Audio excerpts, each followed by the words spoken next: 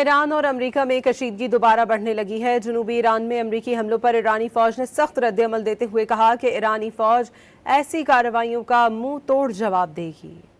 ایران کے خاتم الانبیاء سینٹرل ہیڈ کوارٹر نے جنوبی ایران میں امریکی حملوں کی شدید مذمت کرتے ہوئے اسے کھلی جارحیت قرار دیا۔ جاری کردہ بیان میں کہا گیا کہ یہ حملے عراق میں شہید سپریم لیڈر کی تدفین کے جلوس کے دوران کیے گئے۔ ایرانی فوج امریکی کارروائیوں کا منہ توڑ جواب دے گی۔ ایرانی فوج نے یہ بھی واضح کر دیا کہ ایران آبنائے ہرمز کے انتظام میں کسی بھی بیرونی مداخلت کو قبول نہیں کرے گی۔ دوسری جانب امریکہ نے ایران کے تیل بیچنے پر پھر پابندی لگا دی۔ امریکہ کا دعویٰ ہے کہ نئی پابندی آبنائے ہرمز میں حملے کے سبب لگائی گئی ہیں۔ امریکہ ایران مفاہمتی یادداشت کے بعد امریکہ نے 21 اگست تک ایران کو تیل بیچنے کی اجازت دی تھی، تاہم اب امریکی محکمہ خزانہ نے اس کی مدت کم کر کے 17 جولائی تک محدود کر دیا۔ ایران نے امریکی اقدام کی مذمت کی ہے۔ ایرانی وزارت خارجہ کا کہنا ہے کہ امریکہ نے مفاہمتی یادداشت کی خلاف ورزی کی ہے اور اس صورتحال کا ذمہ دار امریکہ ہے۔ دوسری جانب ایرانی پارلیمنٹ کے اسپیکر محمد باقر کالیباف نے ایکس پر جاری بیان میں کہا کہ دھونس دھمکی اور بلیک میلنگ کا دور ختم ہو چکا، اس سے کچھ حاصل نہیں ہوگا۔ کالیباف نے واضح کیا کہ ایران کسی دباؤ کے سامنے جھکنے والا نہیں۔ ایرانی صدر مسعود پزشکیان امریکی حملوں کے بعد عراق کے شہر نجف سے واپس تہران روانہ ہو گئے۔